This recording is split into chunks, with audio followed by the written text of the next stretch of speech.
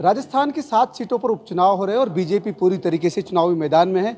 Star प्रचारक मैदान में उतर चुके हैं और प्रदेश प्रभारी जो है वो भी अब आ चुके हैं राजस्थान में और चुनावी मोर्चा संभालने के। बड़ी इंतजार था आपका क्योंकि प्रदेश प्रभारी के नाते आप पहुंचे हैं। किस तरह से देख रहे हैं क्योंकि अब तो दिवाली के बाद में स्टार प्रचारक पूरी तरीके से मैदान में है?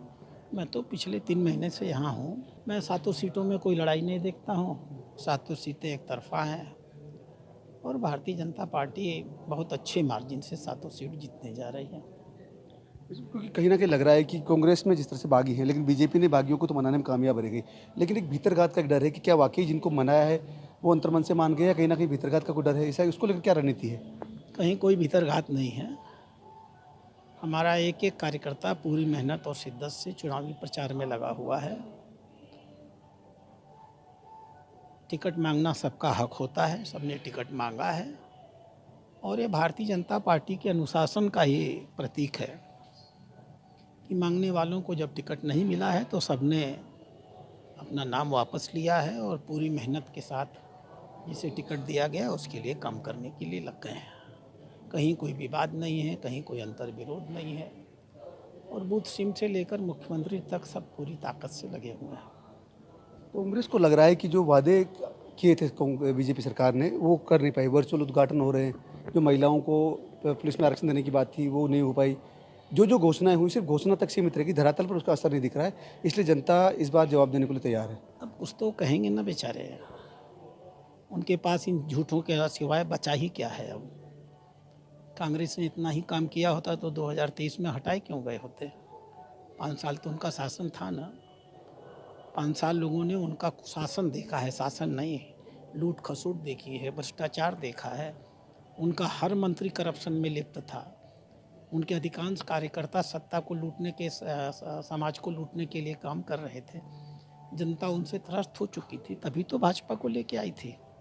अभी तो हमारी सरकार के 1 महीना नहीं पूरा, 1 साल नहीं पूरा हुआ और हमने इतने ढेर सारे काम कर डाले हैं अपने मुख्यमंत्री के नेतृत्व में। तो जनता आश्वस्त है, ये सब भ्रम जनता अब नहीं सुनने वाली है। क्योंकि जिस तरह से दो पूर्व कैबिनेट मंत्रियों के खिलाफ एक साथ जांच शुरू हुई है, महेश जोशी के खिलाफ मामला हुआ है, हाई कोर्ट से भी, सुप्रीम कोर्ट से जो धारीवाल है उनको राहत नहीं मिली है, उसको लेकर कांग्रेस ये आरोप लगा रही है कि ये राजनीतिक द्वेष की भावना से काम किया जा रहा है। उपचुनाव में इसको मुद्दा बनाने की कोशिश कांग्रेस कर रही है।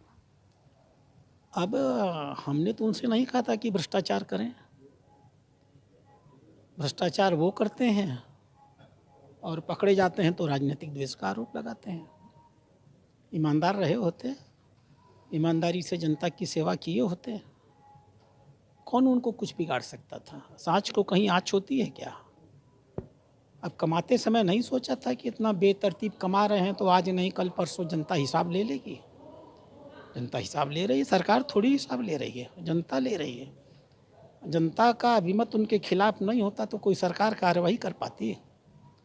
जैसा जनमत होता है सत्ता में बैठे लोगों को उसी हिसाब से चलना होता है। जनमत कांग्रेस के नेताओं के बहुत खिलाफ है और अभी तो सिर्फ 2 कह रहे हैं ना, इब्दताए इश्क है रोता है क्या, आगे आगे देखिए होता है क्या। अच्छा, आखिरी सवाल, पूर्व मुख्यमंत्री वसुंधरा राजे को लेकर अभी भी चर्चा है कि वो अभी तक प्रचार में नहीं गए, जबकि स्टार प्रचारक है, प्रदेश में पूर्व मुख्यमंत्री रही हुई है, उनका प्रभाव अगर वो जाती है तो और ज़्यादा पड़ सकता है। पूरी ताकत से लगी हुई हैं। उन्होंने लगातार कार्यकर्ताओं की बैठक की है, सबसे आग्रह किया है, सबको निर्देश दे रही हैं। समय आने पर वो सड़क पर भी आएंगे।